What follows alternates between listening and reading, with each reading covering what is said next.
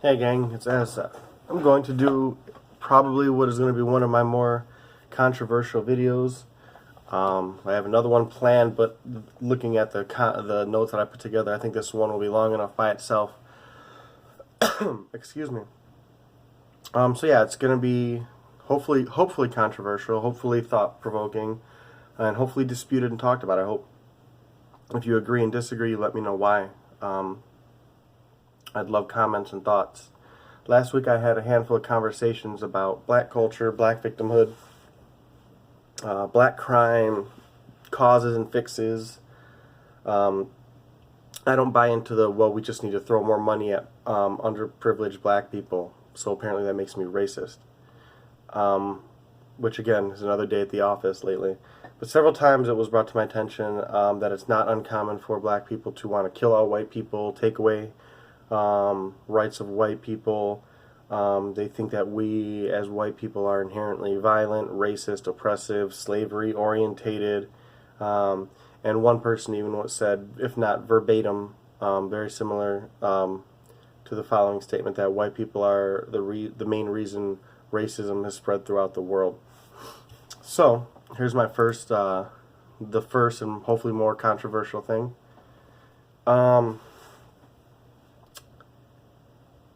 I'll unpack it immediately, but I'm just going to say it, okay?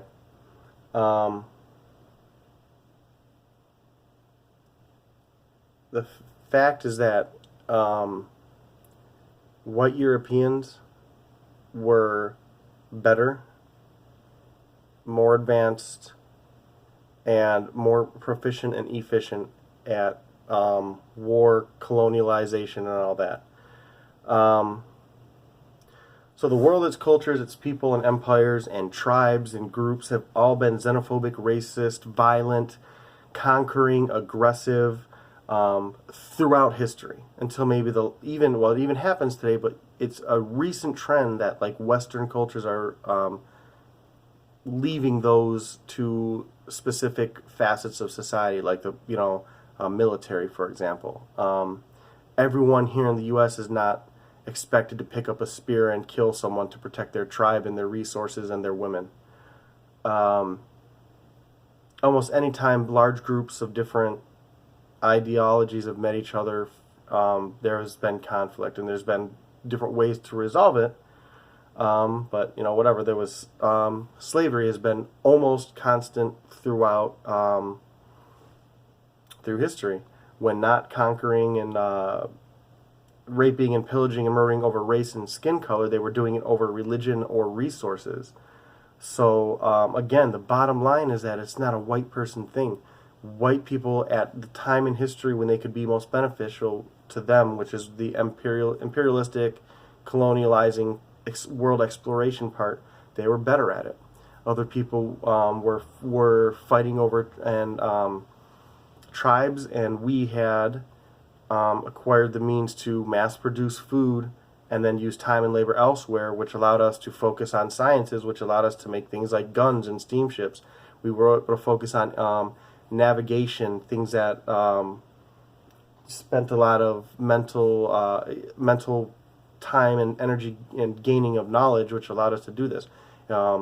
Our lives progressed where others were not. They were still worried about the crop that year and reproducing and making sure the child survived and protecting from the smaller external threat like other tribes, like wild animals, like the weather, droughts or tornadoes or wildfires, things like that. We're more, and at that time, European colonialists were just more industrious, meticulous, proficient, and overall better at what almost every other group, if not every other group, has done throughout history. Whether it was Native Americans or Aborigines, African tribes, Asian hordes, Aztecs, if any of those groups historically had made the industrial and intellectual progress, which led to the military being more proficient, those countries those race groups, those nations, religious groups, whatever, would have done the same thing. If they chanced upon a crate of firearms or something, or invented it themselves, or found a way to mass produce food to allow them to store it, to allow them to, again, start to divert time, resources, and physical labor elsewhere, they would have done it. They just didn't. They were doing it at a smaller level. They were killing each other, enslaving each other, taking over tribe lands, assimilating women into their groups, or killing them, whatever. Whether it was the Mongols, they pretty much carved an empire to any border they could reach, whether it was water or a mountain they couldn't traverse or a desert. They were only limited by what their world allowed them to see at that time. And it's been common throughout history. A lot of people don't want to hear this, but the reason for slavery, generally, the vast majority of the time, has nothing to do with race or racism. The majority of the time, it's about resources and labor. Back then, mechanical innovations were extremely limited. Again, there were a few periods of technological leaps, and one of them was Europe, with irrigation systems, and just with the ability to look further than just throwing seeds in the ground and living, the ability to raise and domesticate livestock, fiefdom and kingdoms allowing protection to allow these people to do things at bigger scales, produce larger farms because they now had protection and resources like that. That all then industrializing, learning to use said domesticated livestock to help them to use irrigation and all that. It helped mass produce food. But back then, prior to that, there wasn't much innovation, and there wasn't a lot of resources available to a common person to use them, if they even were available. So if these mechanical inventions or breakthroughs in farming were out there, why would they focus on that when they have slaves available that were cheaper? They could push, pull, dig, smash, farm for them, but then they would have to spend the equivalent of money and resources to get a machine or a access to something that is new, unrefined, whatever. I ask people again, always take a step back and think about the fact that in many of those times, you have to contextualize and look through the lens of that time in history, not at today, not at what we would think. We have a tendency to think that morals, the intelligence, the education, the social views, the everyday hardships and survival hindrances were the same back then as they were today, and they're not. They were a lot more harsh. And it's foolish and ignorant to think that they thought the same thing. They looked at people the same way we do. They looked at life the same way we do. They looked at clouds differently. They looked at every day differently than we do. And things that are like appalling or unthinkable today were commonplace at some point in history. Years from now, we may have technology where that will fight certain illnesses to a point people look back and say, like, why did you use that for medicine? Like, talk about like mercury today, people, or all these medicines that 50 years ago were commonplace, cocaine, like things that we were given to people, and that now today we're like, why did you do that? Or why would you amputate that limb? Couldn't you have just done this? Or like, they used to eat that, and they're, why are they eating that? Like all these things. Or here's another thing. Excuse me, like that's a crime. Like that was done all the time here. That's okay here. Like through not justifying it today, but you can look back at what that person, you should be able to. If not, I strive you to try to think about what that person's views were, where their thoughts were derived from, why they had these perspectives, and that's humanity on like a grand scale. And I think people don't appreciate is how something can be wrong today, but viewed in the eyes of someone at that time, or a certain area, or a culture, or religion, or a set of circumstances, And you could still say it was wrong, but at least I understand maybe and appreciate what led that person to be able to do that and why that they could or couldn't view things a certain way. So, white people aren't more violent or awful or racist than any other race. Like if you how would I say this? If you have a tribe of 50 people killing and enslaving a tribe of another 50 people, and at that time, those two tribes are the only two tribes that they know exist, that to me is arguably the same, at least in practicality's purposes, as one nation of 500,000 people doing the same to a group of 500,000 people, and that's the only people that they knew.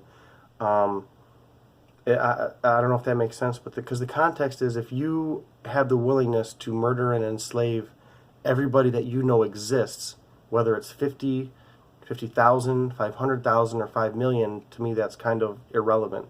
That's the same, and that's the argument that people use about slavery. And slavery, you can tell people, oh, black people were slaves for so long. Well, white people were slaves longer. Oh, but there were more slaves in the U.S.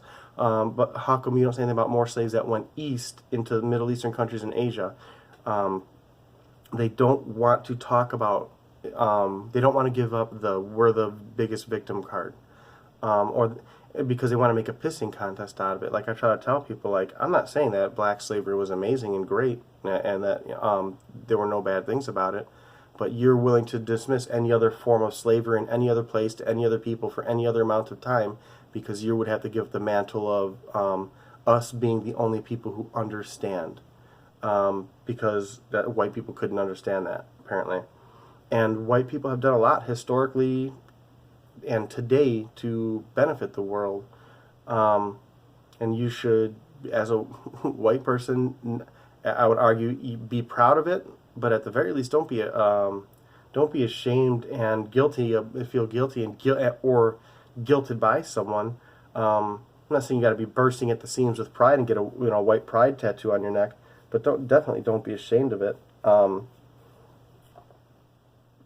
More so because it has nothing to do with you. Like you've never now, if you're a racist and you own slaves and beat your wife, then yeah, you may be open for some criticism. And if you think it's a white privilege to be able to do that, then yeah, you probably, but I argue I don't think most white people are like that. And I challenge, and I even hear from a handful of black conservatives telling this too, and I agree with it. But if you're white, stop being bullied, stop being guilted, stand up for yourself. Stop being looked at as a thoughtless, mindless group with no individuality, no individual agency. Stand up for yourself, stand up for other people. Standing up for someone who's white doesn't mean you're standing up for them because they're white. But you could be defending them simply because they are white and happen to not be racist, happen to not be bigoted, happen to not be super privileged. And you should stand up for that more, because stand up for your individuality. That's the biggest thing. Start viewing people as people in that group, and we have a tendency to lump liberals together, and start, there are liberals and classical liberals who are not that far to the left, or whose actions don't fall very far from our own.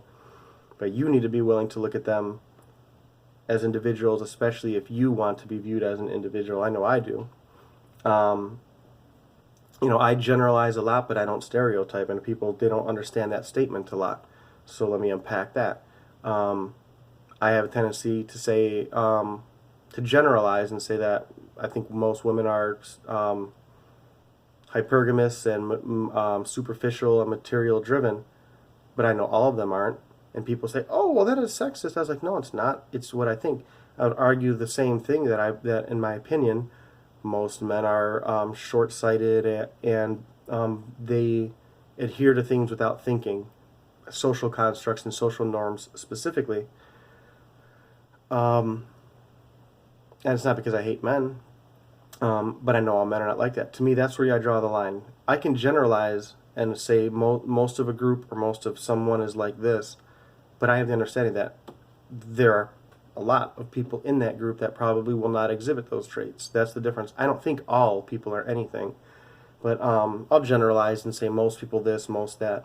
So yeah, hunker down. You can hunker down and plant your feet, not allow yourself to be pulled from the past. That means like you have that slave self-victimhood still on the plantation mentality, and you are going to cling to it.